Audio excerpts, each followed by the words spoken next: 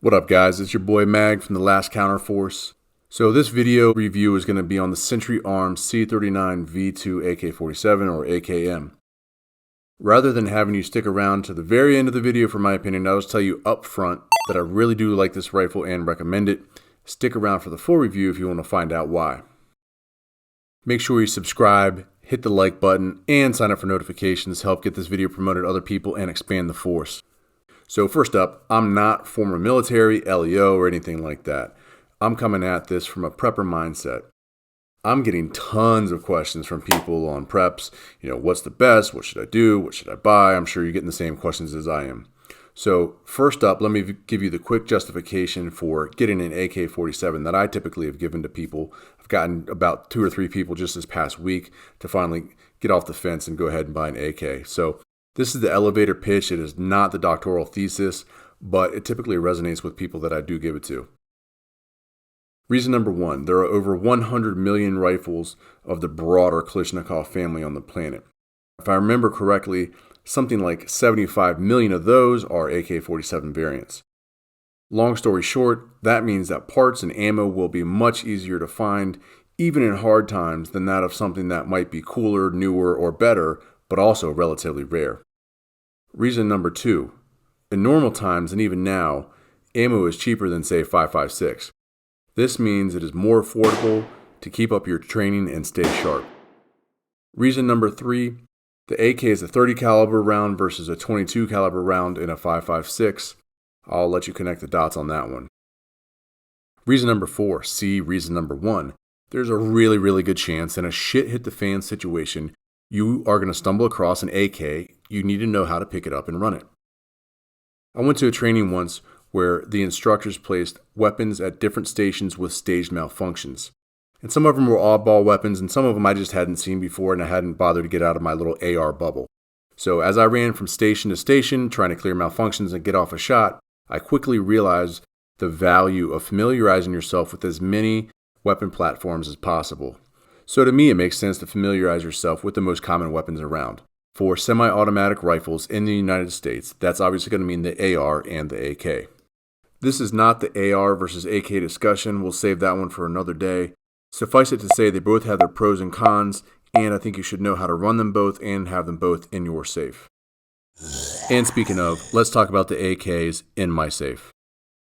The C39V2 competes in that mid to mid-high price range. You'll typically pay a premium, obviously, for the versions that have the Magpul furniture. The MSRP on this rifle was originally $900 for the base model with standard synthetic furniture. They also make a pretty good looking, more traditional version that has that dark walnut buttstock and handguard. They had a Magpul MOE edition that had an MSRP of about $950, and they also did make a C39V2 SF or Zukov version that has the longer Magpul Zukov handguard and the side folding stock. That's the SF at the end of the model name. The fixed MOE stock is fine.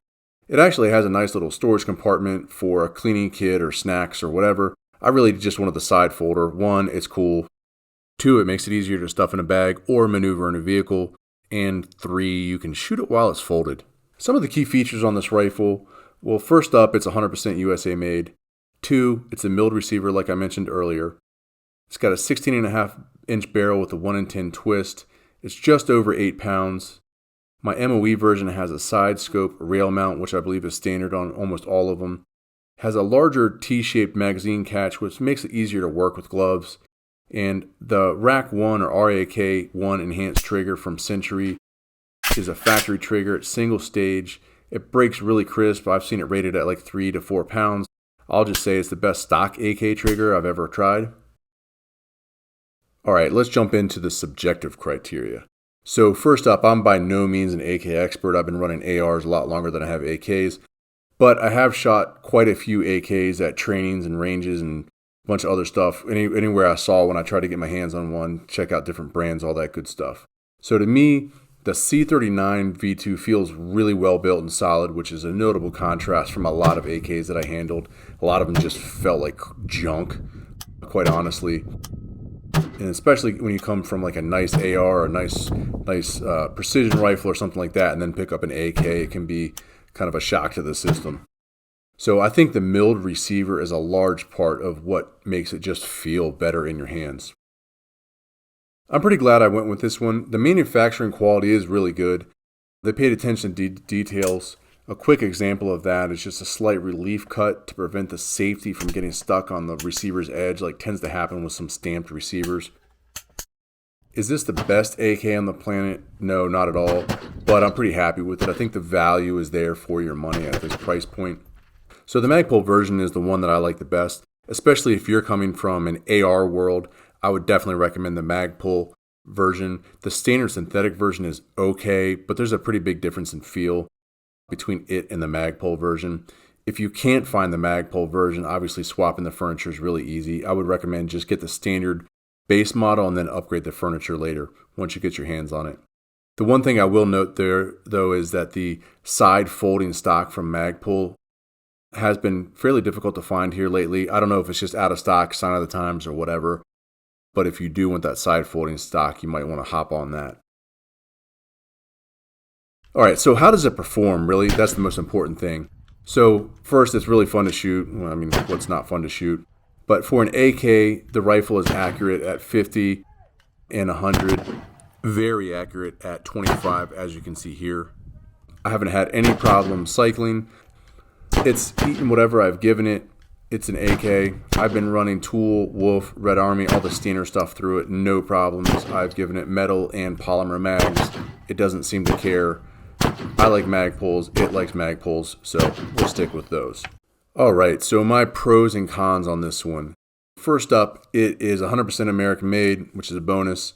It's got a chromoly 4150 nitride treated barrel, which is going to help with the durability. The billet receiver, like I said earlier, is a big one for me. It provides some extra rigidness and basically should last at the end of time. I've seen some experts out there that actually say it might increase accuracy ever so slightly over a stamped receiver because there's less flex and stuff like that. I don't know if that's true or not, and if it is, great. It accepts standard mags and parts, and it has an AKM stock tang, which, as I mentioned, I've already taken advantage of when I did the stock swap.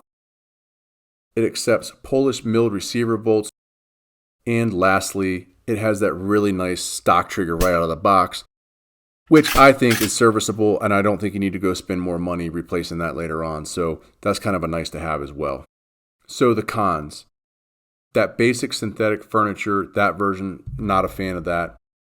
The standard sights are not great, especially the rear one, but that's kind of more of an AK thing than it is to this rifle in particular.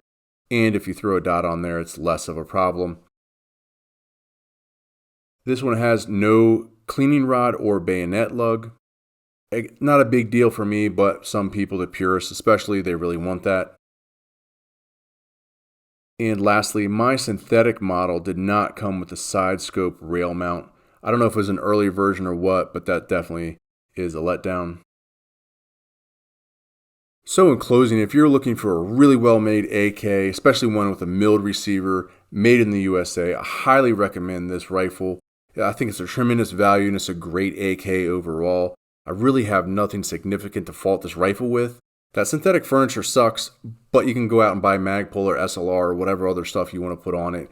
That's easy to do. So I don't see that as an obstacle. I would still get it with that synthetic furniture and swap it out later. So this rifle is not new by any means. I think it actually came out in 2014, 2015, something like that. And the world is batshit crazy right now. So any gun is getting hard to find. If you can't find this exact model, I still think you need an AK in your inventory for all the reasons I cited before, especially if you don't have one.